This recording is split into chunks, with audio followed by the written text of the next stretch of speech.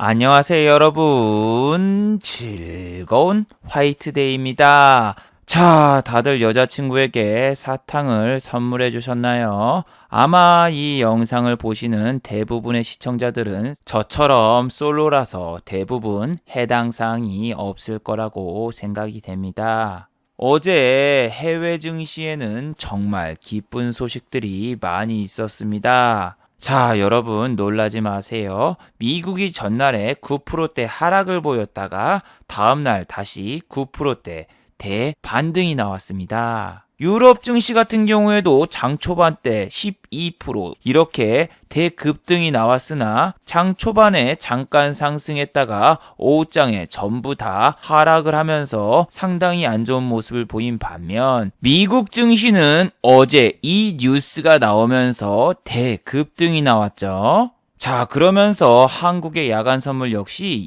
2.85% 급등이 나오면서 마무리가 되었습니다. 자, 다음 주 과연 한국 증시 어떻게 될까요? 지난주에도 이와 비슷한 경험이 있으셨을 겁니다. 미국 증시가 4%대 대급등을 했으나 한국 증시는 그 다음날 오히려 마이너스 4%대 급락으로 마무리가 됐습니다. 자, 이번에도 과연 똑같은 결과가 나오면서 한국 증시 또 한번 하락을 하면서 안 좋은 모습을 보여줄까요? 아니면은 한국 증시는 다음 주부터서 공매도 금지를 했기 때문에 쇼커버링으로 인한 엄청난 반등이 나올까요? 지금 일각의 커뮤니티에서는 리먼 사태 때 공매도를 금지하고 오히려 대급락이 나왔다. 이런 루머들이 나돌고 있는데 자, 다음 주 한국 증시 과연 어떻게 될까요? 오늘 이 시간에 한번 알아보도록 하죠. 자, 그럼 먼저 해외 시황과 국내 시황 그리고 이번 주 특징주를 한번 살펴보도록 하겠습니다. 자, 그럼 먼저 해외 시황입니다. 자, 먼저 해외 시황입니다. 정말 장난 아닙니다. 미국 같은 경우에는 지난주 목요일 날 9.99% 하락을 했다가 그 다음날 9.36% 상승을 하면서 32년 만에 가장 큰 하루 반등이 나왔습니다. 그런데 여러분, 저는 어제 잠을 안 자고 다우가 어떻게 진행되는가를 아주 자세히 봤었습니다. 장 시작하자마자 3.66%가 올랐습니다. 그리고 이탈리아가 무려 12%가 올랐습니다. 전날 10% 이상 급락했던 이탈리아가 반등이 중간에 나왔는데 반등이 무려 12%나 나왔죠.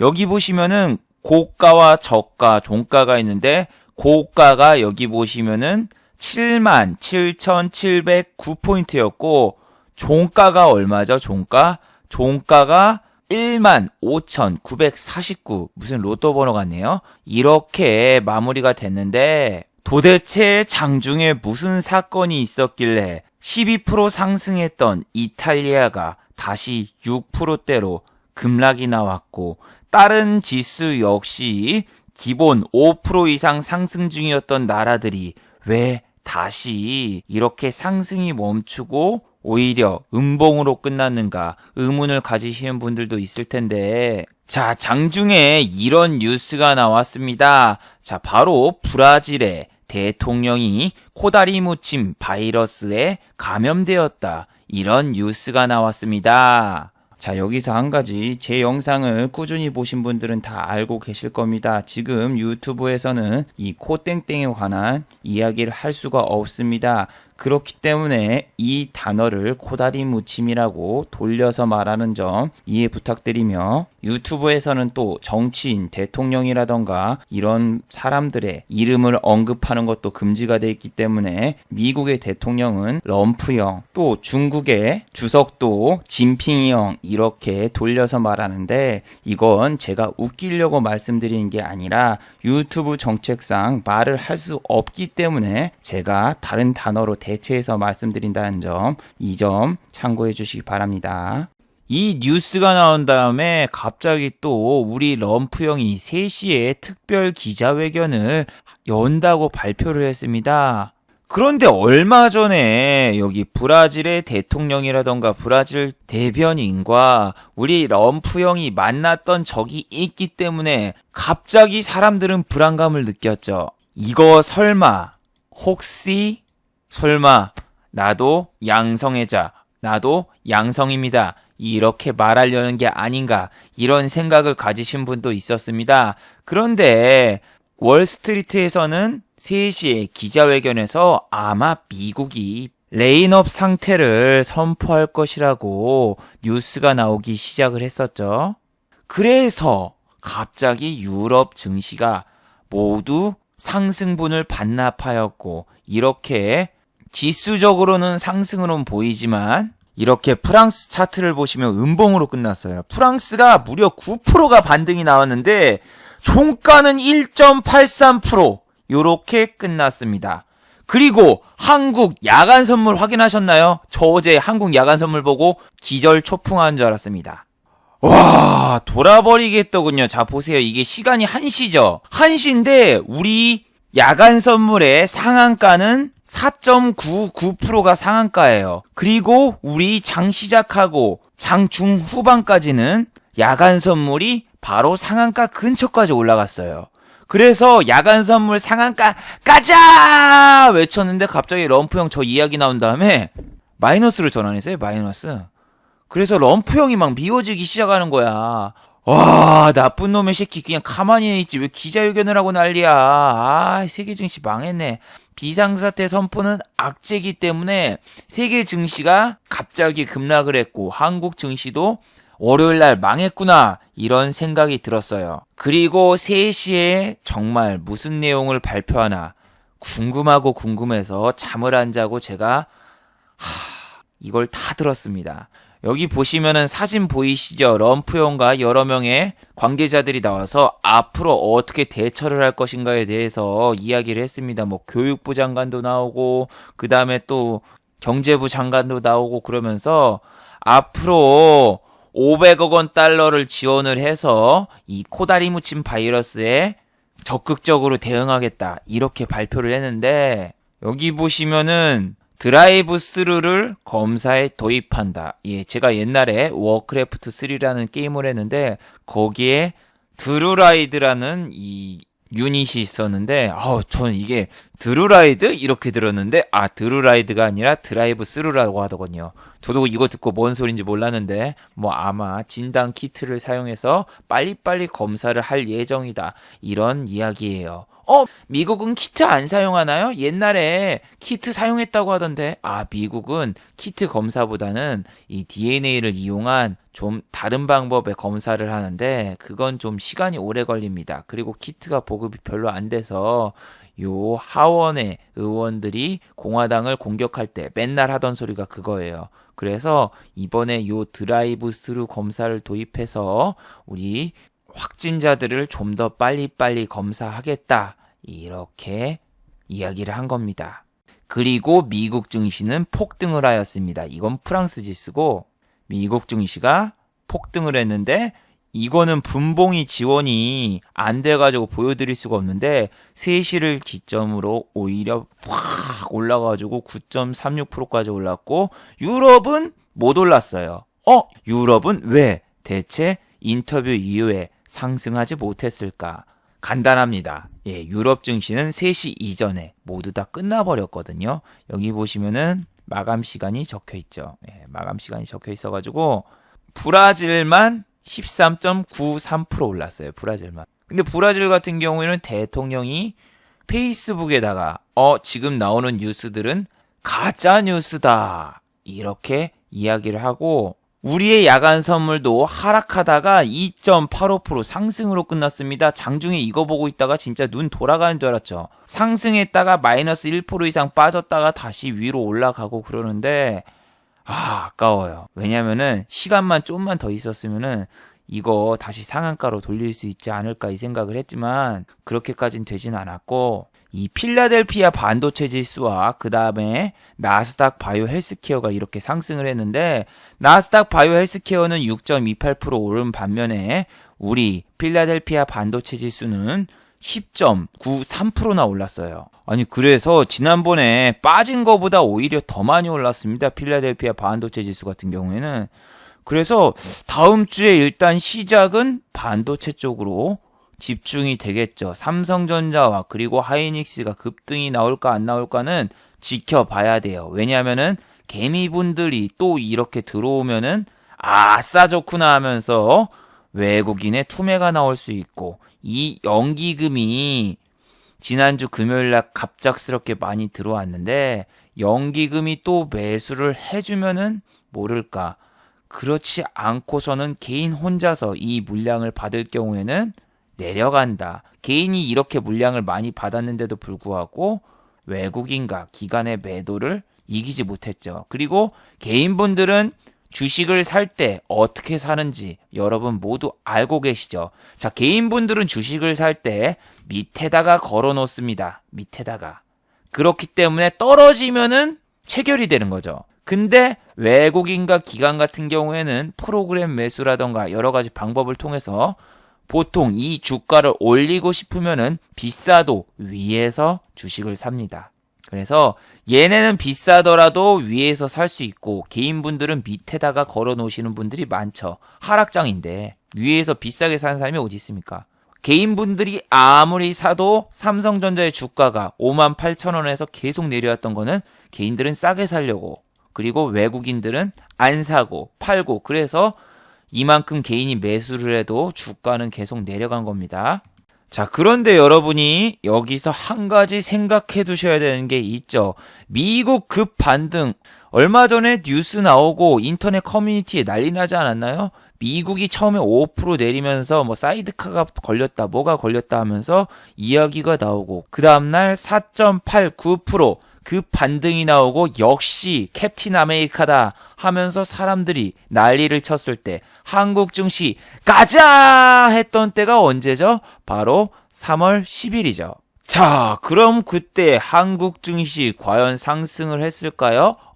상승했네요? 라고 하시는 분들은 3월 10일이 아니죠. 미국이 3월 10일이면 우리나라는 3월 11일 날 반영을 받을 것이고, 그리고 또 우리 한국 증시는 마이너스 2.76%, 코스피는 하락 마감했고 코스닥은 서킷 걸릴 뻔했죠. 자, 마이너스 3.93%로 마감이 됐는데 이때 어떤 사건이 나왔다? 예, 바로 그거예요. 바로 그거. 우리 러시아와 그리고 사우디가 유가 전쟁이 시작이 됐고, 거기다가 주말에 유럽의 확진자들 그리고 이탈리아의 베네치아, 밀라노가 봉쇄당했다, 그 뉴스가 나오면서 3월 11일부터서 미국의 야간 선물은 시작부터서 마이너스 3%로 시작을 했습니다. 하지만 우리 용감하신 개미분들은 미국이 올랐으니까 한국도 오를 거야, 이렇게 굳게 마음을 먹고 매수에 동참했으며, 개인분들은 그날 코스피를 무려 1조 원 가까이 매수를 하면서 아주 처참하게 마무리가 되었죠. 그때 사신 개미분들 아주 박살이 났죠. 지수가 여러분 200포인트가 빠졌으면은 이거는 종목적으로 기본 하한가는 물론이며 손실만 해도 어마어마할 것입니다. 지금 인터넷 커뮤니티가 참 웃긴 게 뭐냐면은 본인들은 1800이 깨지면은 전 재산을 다 투입해서 들어갈 거다, 대출이라도 받아가지고 사겠다 하면서 말하신 분들 엄청나게 많았어요. 그분들 1600에 들어왔는데 주식 사셨을까요? 안 샀습니다. 산 사람 인증해보세요 하니까 한 주씩 샀어요. 그거 보니까 사람들이 말은 뻔지르르게 합니다. 한국은 1800에서 2000까지 왔다 갔다 하는 박스피기 때문에 1800은 굳건히 지킬 것이다. 혹은 1800에서 이렇게 반등이 약간 나오니까 사람들이 모두 다 1800은 굳건히 지킬 것이고 1800이 깨지면 연기금이 들어올 것이다, 이런 허무맹랑한 이야기를 했는데 그 다음날 어떻게 됐죠? 1700이 아니라 1600까지 시작하자마자 바로 다이렉트 보험처럼 바로 달성을 했는데 주식을 샀다라고 하신 분들 아무도 안 나타났어요. 그리고 어제 환율이 장 막판에 다시 올랐습니다. 1200원대가 깨지려고 해가지고 환율이 이거 좀 깨지고 좀 투자 심리가 올라가면은 한국 증시에 그래도 조금이라도 외국인 자금이 들어오지 않을까 이 생각을 했고, 원자재를 여러분 잘 보세요. 안전자산인 금이 올라야 되는데 오히려 지금 금값이 내리고 있어요. 주가 추락할 때는 엔화와 금값이 오른 게 너무너무나 당연합니다. 하지만 금값이 오히려 상승이 아니라 하락을 하고 있고, 엔화도 안 오르고 오르는 건 달러밖에 없어요. 달러를 샀어야 돼. 그리고 이 시점에서 정말 충격적인 게 하나 있습니다. 바로 비트코인이죠. 얼마 전에 여러분 1,000만 원을 돌파했습니다. 비트코인이 이렇게 말을 했고, 바로 지난주에는 800만 원대까지 깨져버렸네요. 이렇게 말을 했는데 지금은 600만 원대에 진입을 했어요. 600만 원대. 옛날에 여러분 브렉시트라던가 혹은 미중 무역 협상에도 오히려 비트코인으로 수급이 들어오면서 1,000만 원을 그냥 훌쩍 넘겼는데, 지금은 이렇게 비트코인이 내렸고 우리 기술 투자 이런 비트코인 관련주는 지금 나락을 겪고 있고, 이런 애들 같은 경우에는 지금 비트코인 관련주라서 다음 주에 다른 종목이 올라도 쉽게 상승이 안 나올 것 같은 모습이 계속 보여지고 있어요. 이렇게 반등 한번 없이 쭉 내리는 거는 모든 종목이 공통이기도 하지만, 이 종목은 비트코인의 시세에 따라서 움직이는 종목이기 때문에 아마 다음 주에도 그렇게 별 반응이 나올 것 같지는 않네요. 그리고 나스닥도 9.35% 이렇게 급반등이 나왔고, 우리가 좋아하는 마이크론 테크놀로지도 10% 상승. 그러면은 또 뭐가 있죠? 테슬라 전기차 관련주는 어떻게 됐을까요? 쫄딱 망했습니다. 마이너스 2.49% 하락으로 마감을 했어요. 왜 테슬라는 내렸을까 하시는 분들이 있지만, 저는 이렇게 테슬라가 올랐을 때 약간 억지다, 테슬라는 원래 적자라던가 혹은 부채가 많은 회사고, 단순하게 미국 애널리스트의 레포트 하나 갖다가 이렇게 주가가 급등하는 거는 좀 기이한 현상이다. 그리고 지금 같은 경우에는 옵션 만기가 들어있기 때문에 옵션 만기가 끝나면은 테슬라라던가 애플 조정을 좀 주지 않을까 생각을 했다고. 왜냐하면은 중국이 무너지고 있는데 애플의 주식이 꺾이질 않아요. 2월 초 중순에. 근데 옵션 만기가 이때였잖아요. 옵션 만기가 끝나자마자 바로 급락이 나와. 이거 보고 정말 웃겼어요. 분명히 애플은 이번 분기 실적이 안 좋을 것이다, 이런 이야기를 했는데도 주가가 올라. 보세요. 애플 코다리 바이러스의 직격탄 매출 목표 달성 불가가 나오는데 오히려 주가가 올라가잖아. 근데 이때 말씀을 드렸던 건 지금 미국이 옵션 만기라서 이거 좀 억지로 끌어올리는 느낌이 있다고. 그래서 이 미국의 옵션 만기가 끝나면은 뭔가 불안한 느낌이 듭니다 했는데, 그냥 미국 증시도 폭락을 했지만 애플도 그냥 폭락을 해버렸죠. 그래서 여러분, 이거는 코다리 묻힌 바이러스는 그냥 하락을 위한 구실이에요. 빼려고 했으면 초창기부터 뺄 수 있었는데 옵션 만기 끝나자마자 바로 다음날 붙어서 개폭락시키는 거는 아예 철저하게 이때부터 빼야 되겠다 계획적으로 이렇게 했어요. 안 그랬으면 진짜 코다리 묻힘이 언제부터 나왔는데요. 근데 일단은 지난주 금요일날 11.98%가 상승을 했습니다. 자, 그러면은 뭐 정해져 있네요. 다음 주 일단 시작은 시초가에 삼성전자를 비롯한 반도체와 그리고 뭐 KH바텍이라던가 혹은 MC넥스라던가 이런 휴대폰 쪽의 수급이 먼저 들어올 수 있겠죠. 하지만 여러분, 우리나라는 방심하면 안 되는 게 바로 지난번에 미국이 4% 올랐을 때 마이너스 3.98%를 찍은 게 한국입니다. 여러분은 아침에 일어나자마자 일단은 환율이 어떻게 되고 있나를 참고하시고, 두 번째로는 지난번처럼 S&P 500과 나스닥 야간 선물이 마이너스 2%, 3% 이렇게 측정이 됐을 때는 시초가가 고가가 될 수 있으니까 시작하자마자 일단 이거를 체크하세요. 이거. 얘네가 내리고 있으면은 외국인 아침에 팔 가능성이 높고, 여러분이 지금 또 흥분하시는 게 있죠. 신용 반대 매매를 금지시키겠다. 정부에서 이렇게 얘기를 했지만 어제 영상 무슨 이야기를 했죠? 바로 이 영상. 한국 공매도 금지법 실시, 다음 주 한국 증시는 급 반등이 나올까? 이 영상에서 이야기한 게 뭐였습니까? 신용 반대 매매 억제 같은 경우에는 권고사항입니다. 권고사항. 신용 담보 비율이 140%인데 지금 같은 경우에는 좀 완화를 해서 뭐 120%나 110%를 만들겠죠.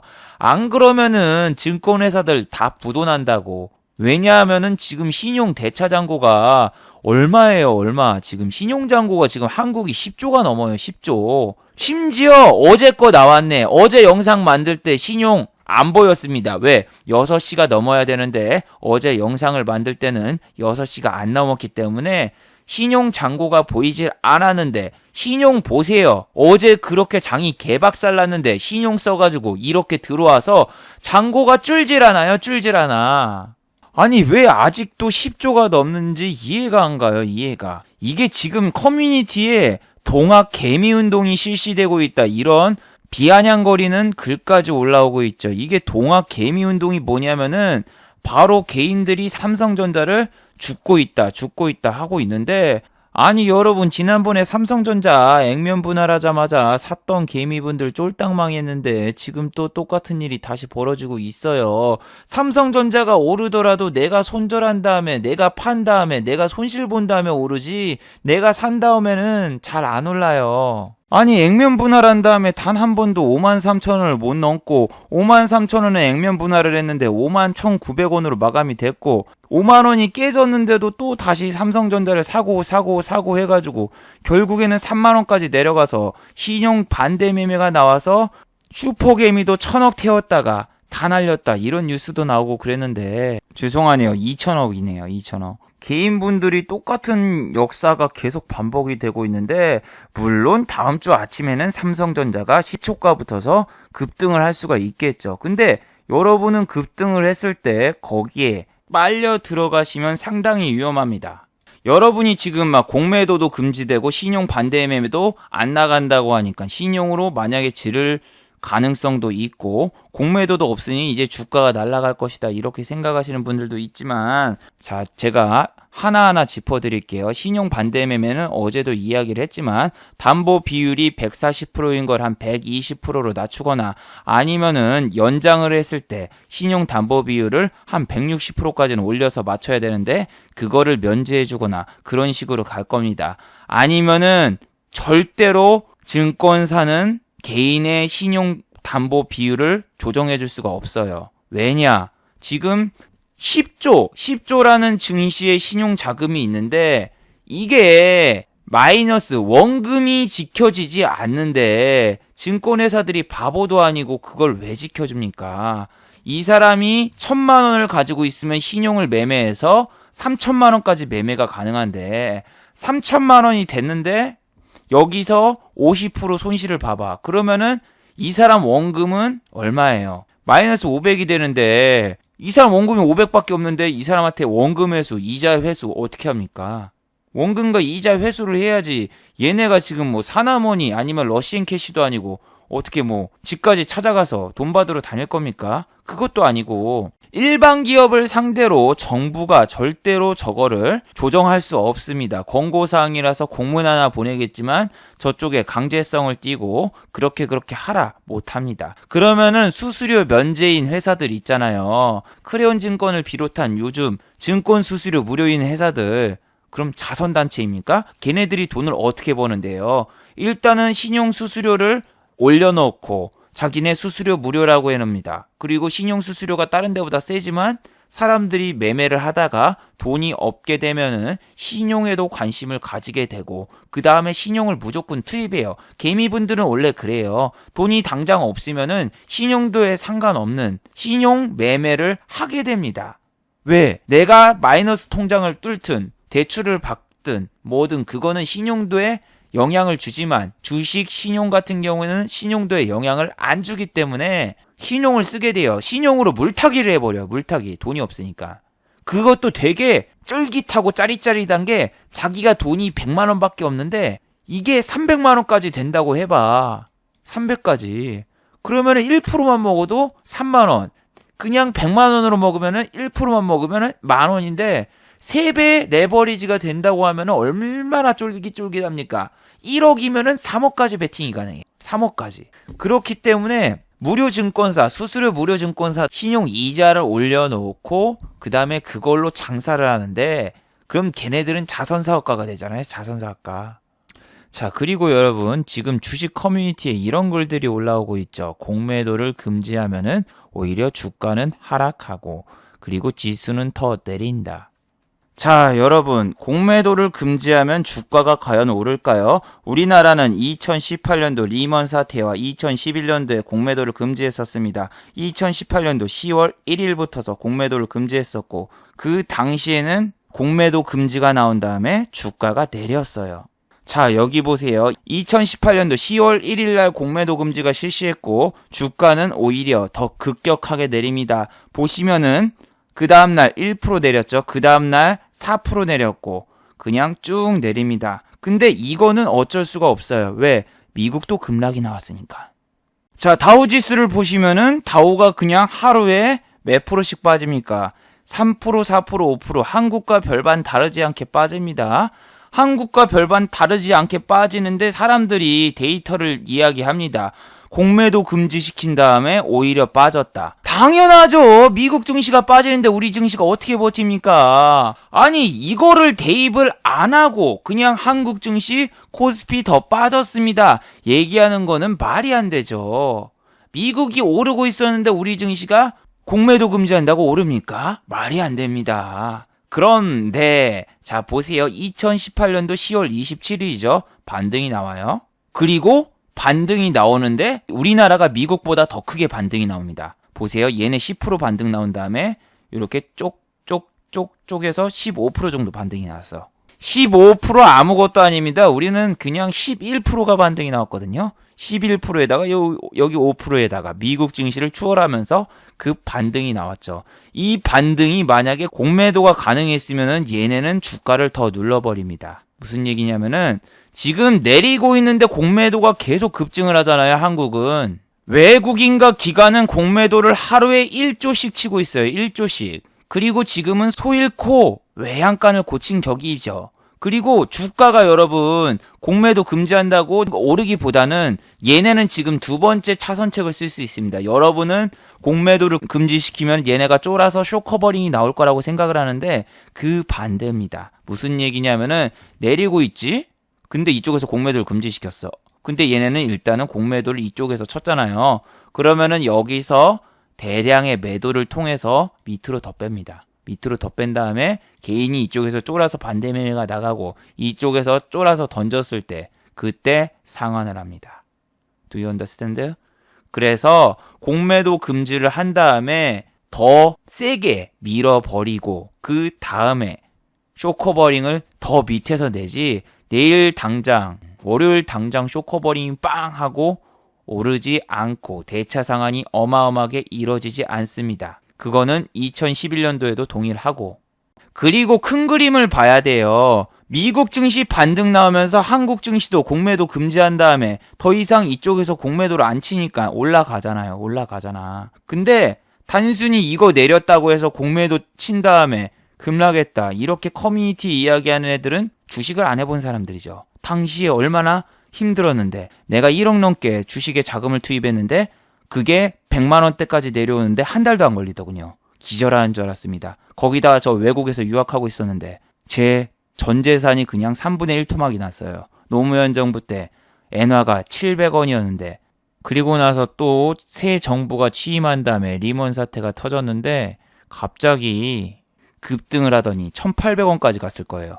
저는 환전을 안 해와서 한국 돈밖에 가지고 있는 게 없는데 제 전 재산이 3분의 1 토막이 나고 주식마저 그냥 10분의 1 토막 나고 죽고 싶었습니다. 진짜. 그리고 진짜 삶이 하루하루 패패해집니다. 삶이 하루하루 패패해져. 그냥 기운이 하나도 없고 내가 여지껏 정말 힘들게 살아왔고 내가 정말 열심히 돈도 모으고 그랬는데 뭐야 이거 허무하네. 미쳐버립니다. 그리고 저는 외국에서 아르바이트를 3개를 했는데 거기서 뭐 인종차별 같은 것도 당하고 그러니까 미치겠더군요. 내가 주식에 돈만 안 넣었어도 외국에서 알바를 이렇게 열심히 하지도 않았을 텐데 정말 너무 힘들었었고 이 여러분 막 자꾸 공매도의 순기능 이야기를 하면서 오히려 공매도 금지는 악재다 하는 이야기하면서 물타기 하는 애들도 있는데, 아니 공매도가 개인도 되면 상관이 없는데 외국인 기관 애들은 돈 한 푼도 안 쓰고 공매도 치고 다 빼버리고, 우리는 그냥 주식이 올라와야지 수익을 보는 상황이니까 기울어지는 운동장이잖아요. 우리도 똑같이 칠 수 있게 하면 공매도 순기능을 쓸 수 있지. 근데 쟤네는 할 수 있고 우리는 할 수 없어. 그럼 양쪽 다 못하게 하던가, 아니면 우리도 하게 해주던가. 둘 중 하나가 돼야 되니까 지금 공매도 금지를 외치고 있는 거지. 자기가 무슨 대학교에서 경제학을 전공했네 어쩌고 저쩌고 하면서 막 떠든 애들이 있는데, 실전을 안 해봐서 그렇죠. 실전을 안 해봐서. 뭐 쇼커버링 나와서 결국엔 주가가 오른다는데 공매도를 365일 치는데 어떻게 쇼커버링이 나옵니까? 아니 지금 한국 지수가 1700대 13년 전으로 돌아갔는데 공매도가 얘기가 안 나오는 게 이상한 거죠. 그리고 여러분, 뭐 다음 주에 한국 기준금리를 인하할 수 있다고 이야기를 하고 있습니다. 지난번에 ECB에서는 유럽에서 기준금리를 인하를 안 했었죠. 그리고 한국도 지난번에 금통위가 열렸는데 안 했어요. 근데 긴급적으로 한국도 기준금리를 또 한 번 인하를 할 수 있다는데, 전 약간 걱정되는 게 기준금리 인하하면은 주식 말고 부동산으로 가는 거 아닙니까? 그래서 금리 인하면은 원래 부동산 쪽으로 자금이 다 땡겨져 나가는데, 근데 주식시장에서 하느니 금리 인하했다고 해서 주가가 폭등하거나 그런 적은 한 번도 없었어요. 저거는 그렇게 기대할 필요 없고, 연준에서 제로 금리를 향해서 금리 인하를 할 것이다, 오히려 그런 이야기가 나오고 있으니까 우리는 미국의 연준에 주목하죠. 그리고 코스피 코스닥 한국 시장에 관한 전반적인 사항은 어제 영상을 좀 참고해 주시고 종목적으로 넘어가 보면은, 자, 여러분, 어제 공매도 금지 발표를 한 다음에 시간외에서 상한가를 간 종목도 여러 가지 나왔습니다. 자, 예를 들면은 우수 AMS, 이 종목은 무슨 종목이냐? 여러분도 다 알고 계시는 전기차. 이 종목이 시간에서 상한가를 갔어요. 이유는 뭐가 있을까요? 자, 여기 보시면은 실적이 나왔는데, 실적 발표된 걸 살펴보면 실적은 그렇게 좋은 주식은 아닙니다. 그리고 코스닥 종목이라서 하락폭이 상당했습니다. 자, 어제 말씀드린 게 하락장에서는 코스닥 종목을 노리면은 수익률도 클 수 있지만 반대로 하락도 어마어마하게 클 수 있다. 어제 하한가를 간 종목들 모두 코스닥이었고, 어제 20% 이상 급락한 100종목들 전부 다 코스닥이었다. 그래서 코스닥 같은 경우에는 지금 선수들만 노리는데도 불구하고 호가가 너무너무 얇아서 매매하기도 상당히 힘듭니다. 어제 이렇게 막 내리는 종목들 1000만원 넣으니까 주가가 그냥 4, 5% 오른 거 보셨어요? 이게 뭐 1주, 2주, 7주 이렇게 걸려있는데 내가 1000만원어치만 사봐요. 주가가 그냥 보세요. 여기 공백이 어마어마하잖아요. 여기서 여기까지 공백이 지금 몇 개예요. 일단은 2960이라던가 몇 군데 호가가 다 비어있죠. 그래서 얘가 여기까지 점프하는데 1000만원이면은 8%가 올라. 1000만원만 넣어도. 1000만원만 넣어도 이렇게 8%, 9%가 오르는 게 수두룩했기 때문에 지금은 큰 금액으로도 못합니다, 주식을.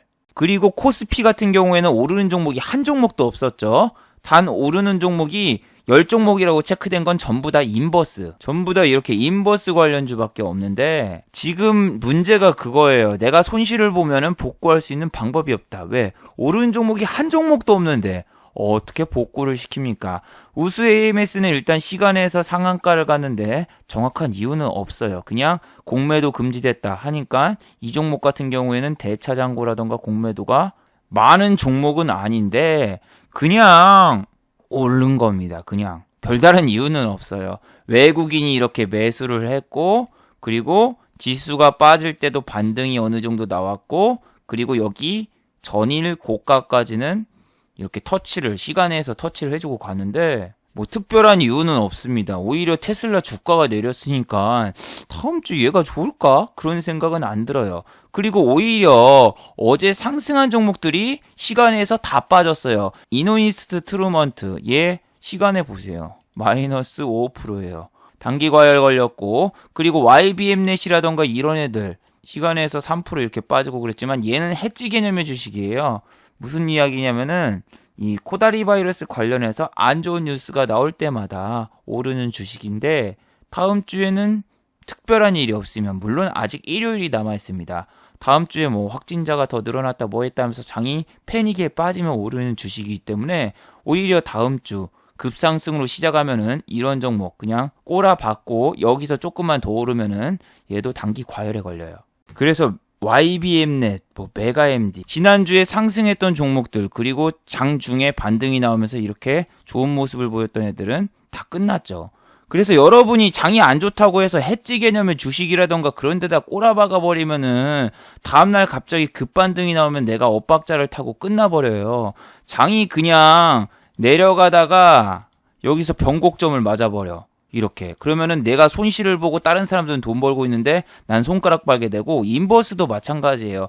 나보고 인버스 안 하세요, 안 하세요, 안 하세요 하시는 분들은 지난번에 그 ETF 원유 선물 인버스 못 보셨어요? 얘네가 원유 선물 인버스나 그런 걸 보시면은 마이너스 30%에서 끝나는 게 아니라 마이너스 40%, 50%까지 빠져버리잖아요. 빠져버려. 그래가지고 마진 콜 나오고 우리 인버스 한번 잘못하면은 손실이 엄청나게 커질 수 있고 우리나라 인버스라던가 레버리지 상품이 문제가 뭐냐면은 우리나라 자체는 박스권이란 말이에요. 박스권이라서 이쪽 갔다 이쪽 갔다 이쪽 갔다 이쪽 갔다 그러는데 뭐 급락이 나온다고 해서 인버스 수익률이 어마어마하게 크느냐? 주식보단 작아요. 물론 지난주 같은 경우에는 인버스가 뭐 19%까지 수익 났다 이런 이야기도 나오지만 봐봐 인버스 이렇게 올랐다가 그냥 다 쳐박잖아요.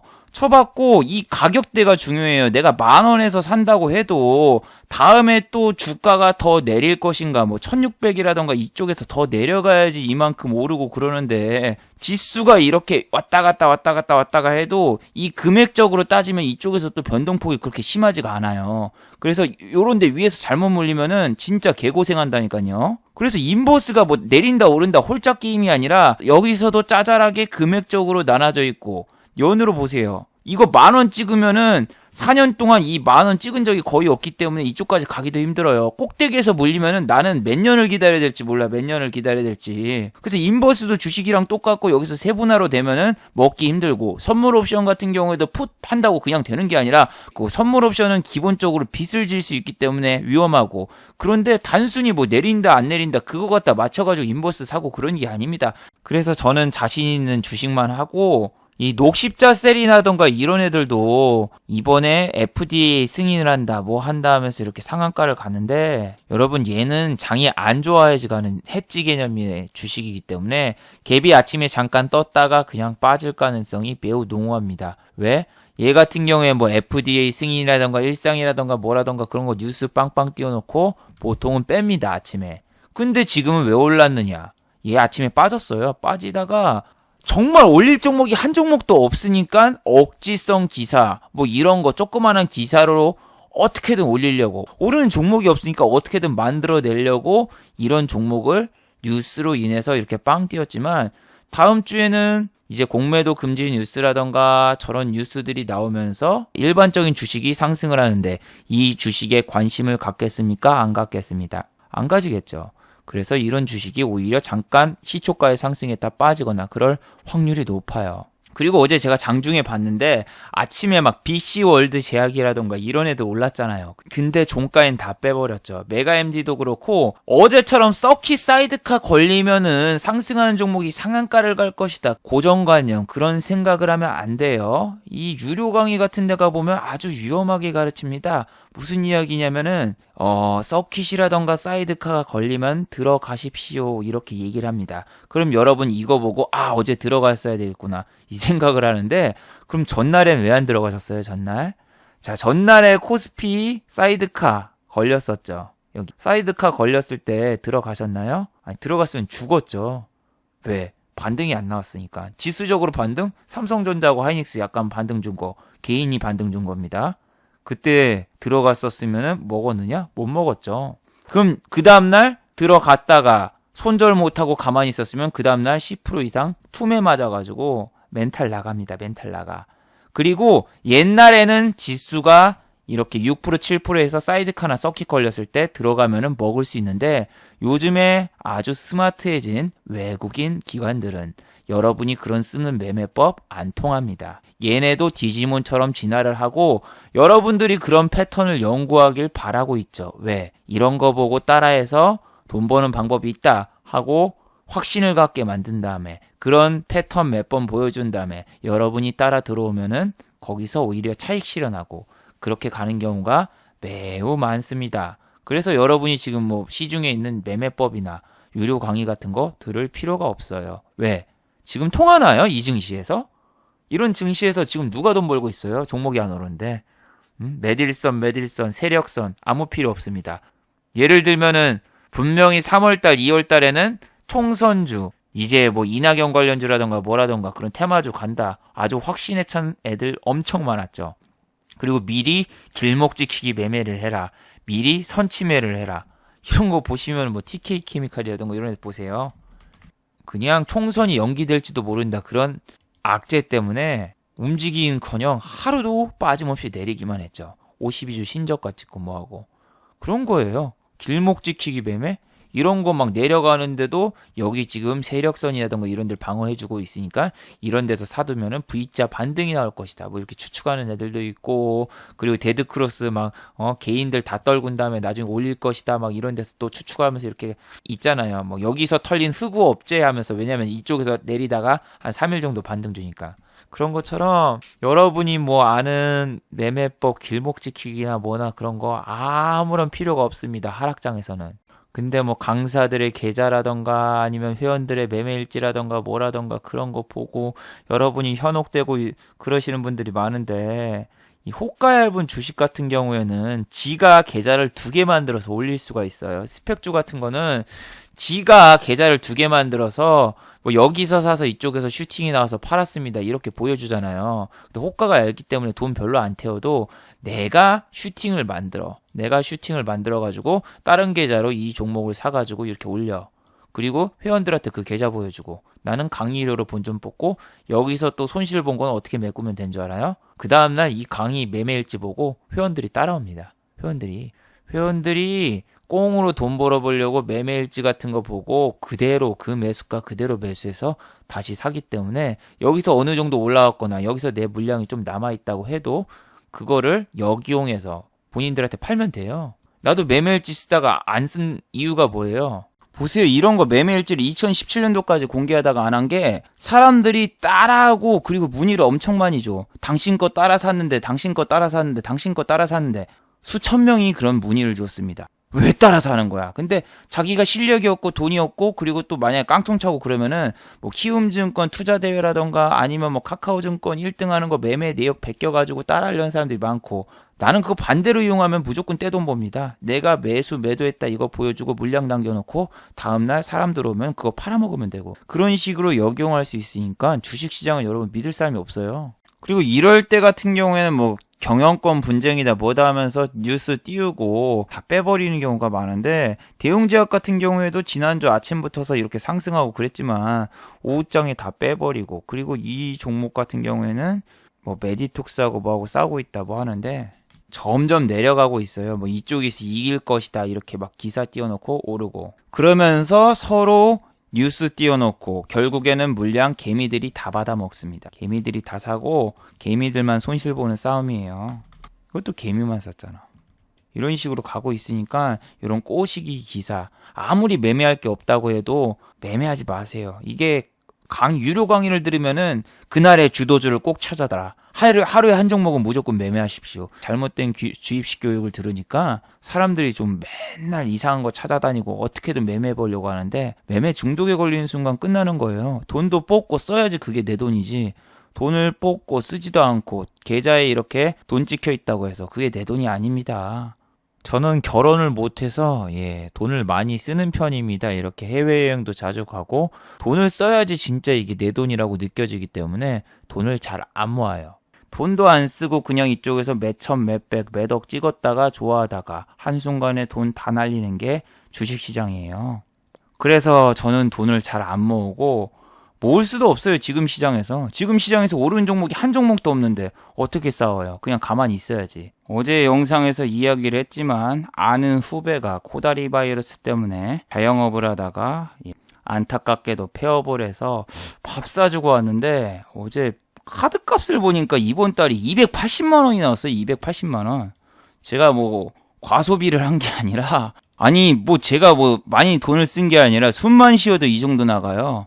뭐 월세는 이거 이사 갔을 때 이야기고 콜라 값만 한 달에 12만 5천 원. 근데 이거 더 올라서 더 나가고. 그리고 저 같은 경우에는 이제 대머리 탈모 치료제, 프로페시아 같은 거 사는데 한 달에 뭐 7만 원, 8만 원 정도 10만 원 가까이 들고 하드값 20만 원. 그리고 뭐 배드민턴 치고 뭐 치고 그다음에 밥값이랑 그다음에 영화관, 헬스장, 통신비 뭐 이거 다 하니까 아무것도 안 하고 그냥 밥만 먹고 살아도 한 달에 200 이상 드는 거예요, 노총각이. 근데 이번 달에 지금 200 이상 어떻게 찍을 수 있을까? 못 찍죠. 아니, 마이너스 200은 찍을 수 있어도 지금 못 찍어요. 저는 1000만 원 미만으로 매매를 하고 그나마 11시 반 매매를 통해서 뭐 1%, 2% 그 정도 수익을 내는데 300만 원 갖다가 2% 먹어야지 6만 원, 세금 띄면 5만 4천 원. 뭐 그 정도기 때문에 와, 이 대머리 치료제 프로페시아 하나 사는데도 심장이 쿵쾅쿵쾅 뜁니다. 프로페시아 3개월치가 보통 15만 4천 원 정도에다가 병원 진단비까지 합치면 17만 원 정도 드는데 그 17만 원짜리 그거 하나 사는데 매매를 6번 해야 되는구나. 막 그 생각하니까 옛날과 달라요. 옛날에는 매매를 해서 한 1000만 원 태워도 1%, 2% 먹으면 20만 원이기 때문에 프로페시아 같은 경우에는 뭐 내가 1%만 먹어도 되지 하기 때문에 상관이 없는데 지금은 1000만 원을 못 태워요. 아까 보여줬잖아요. 1000만 원 태우면은 나 때문에 갭이 5%가 뜨고 1000만 원 태우면은 그냥 주가가 빵 올라. 내가 세력이야. 1000만 원 갖다가 지금 1000만 원 갖다 매매를 해도 이 정도 되기 때문에 큰 돈으로 할 수가 없어요. 급락 나오고 내 주식을 아무도 안 사주는데 어떻게 수익을 올립니까? 그런 장이고 또 복구시킬 수 있는 방법이 없어요. 내가 손실을 보면은 현재장에서는 복구시킬 수 있는 방법이 없기 때문에 매우 힘든 상황이에요. 1000만 원 갖다가 내가 한 3% 손절을 해. 30만 원 손실을 봐도 복구시킬 종목이 한두 종목도 안 나오잖아요. 보통 하락장이라고 해도 보통 오르는 종목, 내리는 종목 보면 한 2, 300 종목은 나오는데 아니 오르는 종목이 10단이니까 아무리 매매를 하려고 찾아봐도 종목이 없습니다. 자, 그럼 어떻게 해야 되나?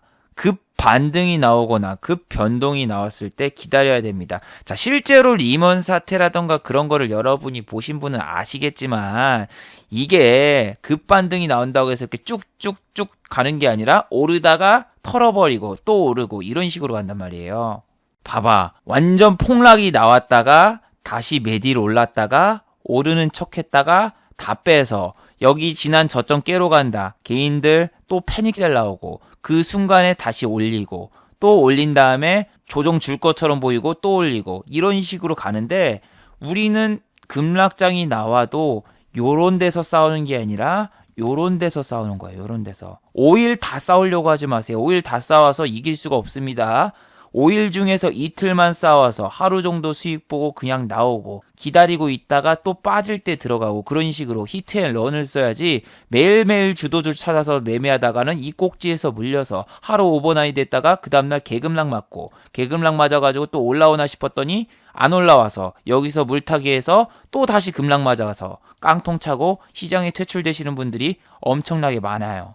그런 걸 또 시장은 유도를 하고 있고 그렇기 때문에 다음 주 월요일 날 일단 저는 반등이 나올 거라고 생각을 해요. 종가 기준으로 그냥 플러스로 끝날 것 같아요, 지수는.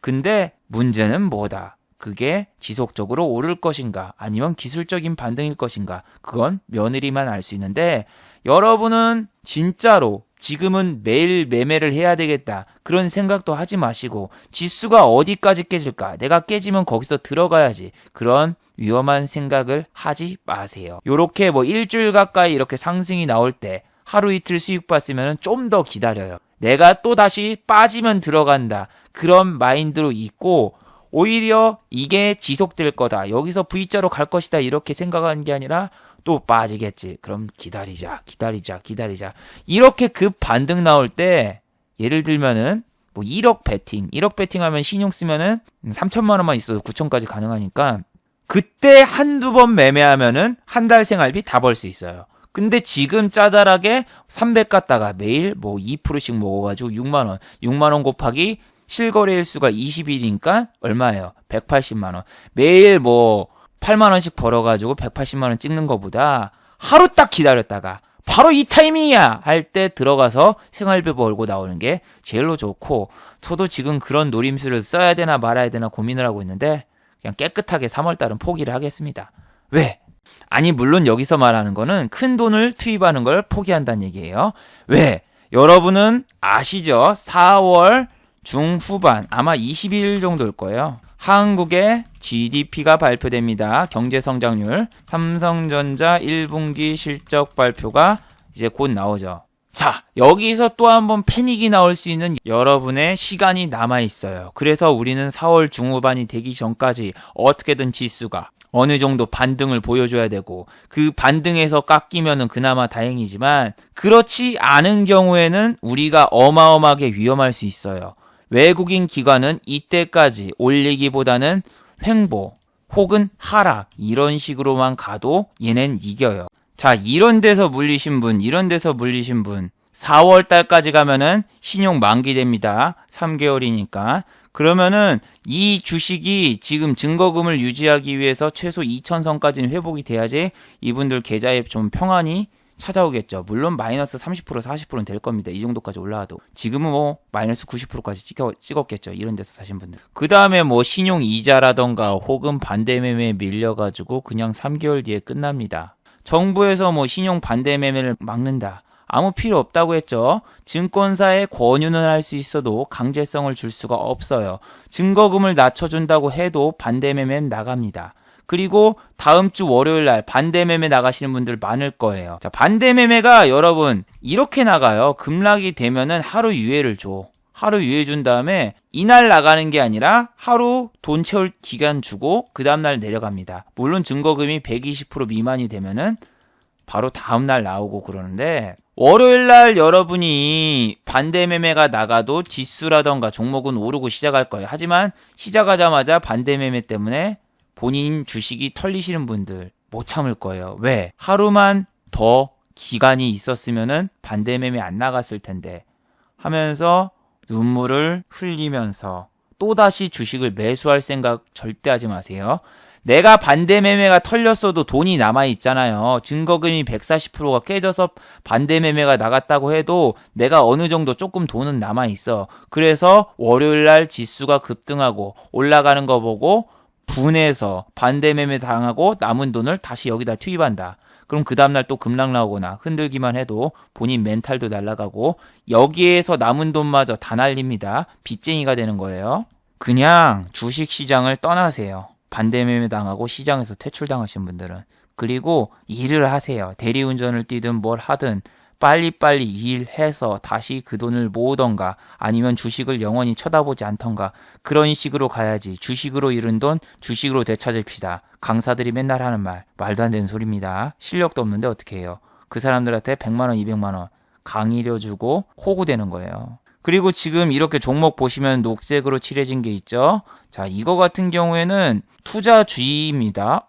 이 종목들은 지금 급락이 나오고 있는데 왜 투자주의인가요? 여기 보시면은 소수 계좌가 지금 지속적으로 매도를 했거나 지속적으로 매수를 했거나 그러면은 문제가 있는데, 지금 이런 종목들이 둘 다 공시가 나와 있죠. 그런데 문제는 이게 둘 다 보안주입니다. 보안주 애들은 지금 뭐 작전을 치는 건가 그런 건 잘 모르겠는데 지금 이렇게 녹색으로 표시된 투자주의 종목 절대 건드리지 마세요. 자, 마지막으로 한번 정리해 보도록 하겠습니다. 자, 1번 공매도를 금지해도 종목과 지수는 하락할 수 있습니다. 공매도를 금지한다고 해서 다음날 쇼커버링이 바로 나오는 게 아닙니다. 오히려 주가를 더 급락시키고 압박하면서 공매도를 나중에 상환할 수 있습니다. 하지만 그 차익 물량이 나온 다음부터서는 공매도가 더 안 되기 때문에 오히려 공매도 차익 물량이 나온 다음에는 완만한 상승을 보이는 적이 상당히 많았기 때문에 공매도가 많은 종목은 어느 정도 매물 소화가 된 다음에 매수를 하시는 것을 추천해 드립니다. 자, 두 번째, 월요일날 미국의 야간 선물을 꼭 확인하세요. 지난주 미국이 5%가 내렸고 다음날 플러스 4% 급 반등이 나왔습니다. 당시에도 한국은 다음날 급 상승이 나올 것 같았으나 오히려 마이너스 3.89% 하락하면서 마감을 했습니다. 당시에 미국의 야간 선물은 마이너스 2%대였어요. 그래서 다음 주도 장이 개시되자마자 나스닥 야간 선물 꼭 체크하시기 바랍니다. 자, 유튜브 광고도 끝까지 시청해 주시면은 정말로 고맙겠고 좋아요와 구독하기도 많이 눌러주시면은 정말로 고맙겠습니다. 자, 그리고 어제는 생방송도 안 했는데도 불구하고 후원을 해주신 정말 고마운 분들이 계셨네요. 자, 여기 보시면은 제 채널에 김천재 후원하기 버튼을 누르시면은 저를 후원해 주실 수 있는데, 예, 도원결이님 삼국지 매니아신 것 같군요. 예, 10,000원 후원 정말 감사드립니다. 자, 다들 수고하셨고 즐거운 화이트데이 되시기 바랍니다. 다들 수고하셨습니다.